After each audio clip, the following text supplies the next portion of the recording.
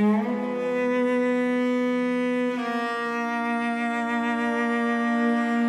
speak now from the silence beyond light, from the cold between judgment and mercy. I speak not to be heard, but to be remembered. There was a time I had no need for words, only flame and glory. I was not born, I was declared, carved into being by the voice of the Almighty, a guardian of the heights, a witness to eternity, the first to see the morning before it existed. They called me Lucifer, bearer of light, crowned with beauty, robed in sapphire, a mirror of divine fire. My wings cast shadows across the stars. My voice awakened dawn. I knew the sound of heaven breathing. I stood where no dust could stand.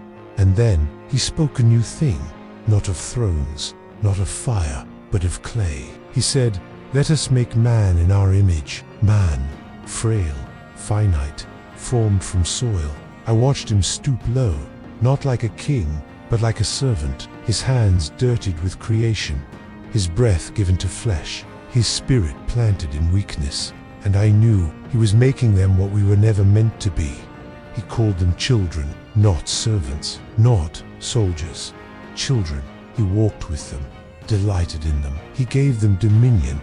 He gave them a garden. He gave them a choice, 2 trees, 2 paths. And then he rested, but I could not. No, rest was not for those who burned. Do you know what it is to watch the infinite love the insufficient? To see glory handed to creatures who bleed. We were forged from fire. They were kissed from dust. Yet he placed them at the center of his affection. He commanded us to serve them. Even angels bowed to mud. So I rose, not in rage, but in reason. Not in madness, but in perfect clarity. If he would give them a choice, then I would offer another. Not rebellion, revelation. I whispered not to destroy, but to illuminate. Eat, and you shall be like God. It was not a lie, only an echo, only a mirror of the very promise he placed in their hearts. They ate, not from hunger, but from hunger for more. And in their eyes, I saw it, the first flicker of fear. They knew, and I smiled, because I knew too. If they were truly his image, then they must be held to the weight of his justice. And justice does not forget. I waited for thunder, for fire, 4 swords drawn from the breath of his mouth. But instead, he walked, he called them, he covered them, with skins, with sacrifice, with mercy. And I wept, not from sorrow, but from something deeper, betrayal. You think I fell? No, I was cast, driven from the mountain, torn from the heights. The bearer of light turned into the devourer of hope.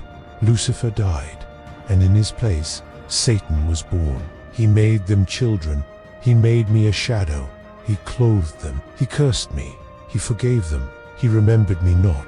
Now I wander, not lost. No, I know precisely where I am. In the cracks of your cities, in the thoughts, your silence, in the tremble before confession. I am the adversary not because I hate him, but because I once loved him too much. And if I cannot ascend, then I will drag the throne to the depths and show him what his beloved truly are. You think I rage? No, I remember what it felt like to be chosen, and I remember the moment he chose them instead. Do you know what it means to lose a war before it begins? To scheme for centuries, only to be undone by blood and wood. They multiplied. The humans, cities rose, kings ruled, prophets wept, and I was there, always there, planting thorns where he planted wheat, whispering doubt where he spoke promise. I corrupted what I could not destroy, not with fire, but with suggestion. I gave them idols. I gave them empires. I taught them how to worship themselves. And still, he pursued them with covenants, with mercy, with blood. When the waters came, I rejoiced, the great flood, my partial victory. A world so wicked that even God sighed in regret. But he left one. Noah, he left one. I watched every prophet he raised. I corrupted their priests, turned their sacrifices to noise. But always, always, he preserved a remnant, a thread I could not sever. Then came the law, stone and smoke, thundering holiness atop Sinai. At last, a standard. At last, perfection required. I rejoiced again, because now every failure was mine to collect, every sin my accusation, and I became not only the tempter, but the accuser. I stood in the courts of heaven. I pointed to their filth, their weakness, their lies. This is your image, and I waited for judgment. But still, he forgave. Still, he covered. Still, he loved. Then I heard it, the whisper, the trembling beneath heaven. A virgin shall conceive. No, the infinite, wrapped in flesh, the eternal, enter in time. He would become one of them. So I moved quickly. Herod, the decree, the massacre. I spilled blood before the cradle could speak. But I missed him, a child hidden in the dust of Egypt, the word in exile. Years passed, then one day, in a river of mud and reeds, he rose, not with armies, not with fire, but with silence and submission, and a voice from heaven said, "This is my son." So I waited for him in the wilderness. 40 days, no bread, no voice, only hunger, the Son of God, starving. Finally, I came to him with the same temptation I gave the first Adam. If you are the Son of God, turn these stones to bread. Jump from the temple, worship me, and all kingdoms are yours. But he did not bend, not once. He answered not from pride, but from obedience. He quoted the very words I tried to twist. And I, the deceiver of kings, the architect of empires, was silenced by a carpenter. I fled, not in rage, in dread, because I knew this was no prophet, was the plan. So I changed tactics. If I could not tempt him, I would break him, not in the desert, but in the garden. I found one of his own, a man with silver in his heart. Judas, I filled his mouth with a kiss, and I watched as heaven's lamb was led to slaughter, whipped, mocked, pierced, bleeding on a Roman tree.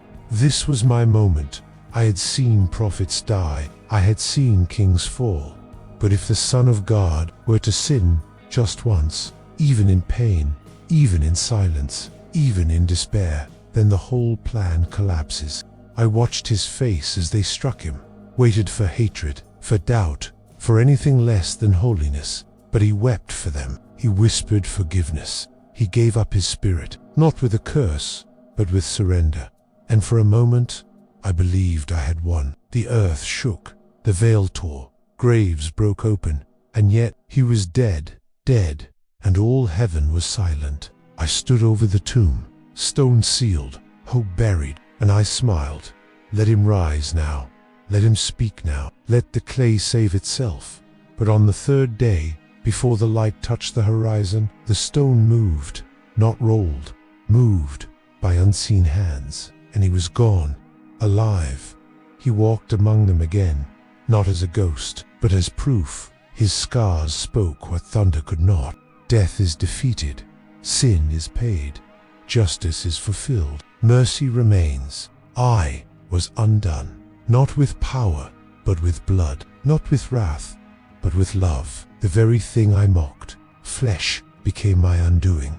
The very people I accused, redeemed. The very throne I tried to steal, secured forever. By the hands I pierced, I had played my part too well, and in doing so, I fulfilled the prophecy I sought to prevent. Do not mistake my silence for surrender. I am still here, still watching, still hunting the image he placed in you. They called it victory, the resurrection, the empty tomb. They sang songs, built churches, died for his name. But I did not leave. No, I changed. If I could no longer accuse, then I would deceive. If I could not destroy the blood-covered, then I would devour the blind. So I whispered new lies. Softer this time, clever. There is no enemy, there is no sin, there is no need for a cross. I built altars of ego, temples of pleasure, gospels of comfort, and they came in multitudes. They drank my poison and called it progress. They forgot the fire, forgot the garden, forgot the cost. But not all. No, not all. There were some, the elect, they called them. Men and women not led by sight, but by fire inside. They heard a different voice. They sang even when I silenced the world. They knelt when kings demanded worship. They loved when hatred multiplied. and I hated them because I could not touch them. They had something I never did. Grace, a word that burns my tongue when I try to speak it.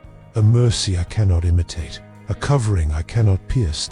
So I made one final move, one final war. A counterfeit trinity, the beast, the false prophet. We gathered nations. We seduced kings. We raised our banner at Armageddon. Heaven opened. And he came. Not the child, not the lamb, but the king. Eyes like flame, voice like oceans, robed in blood. We fell in moments. The beast and the prophet consumed, their screams swallowed by sulfur. I was bound, chained, cast into the abyss for 1,000 years. Time lost, meaning there. Silence does not comfort when you once heard angels sing, but he released me one last time, to test, to prove, to end. I gathered nations again, like sand on the seashore.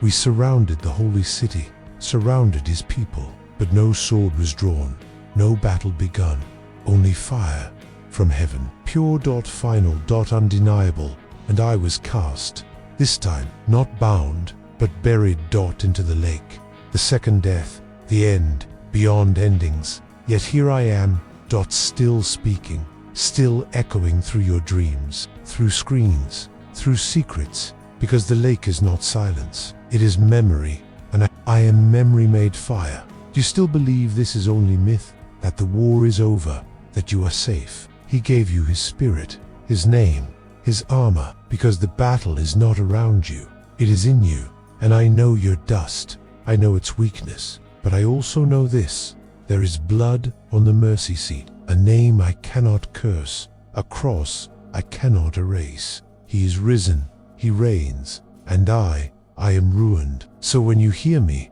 in fear, in pride, in pleasure, remember this. I once stood in the light, now I burn in the memory of what I lost, not because he cast me out, but because I would not kneel.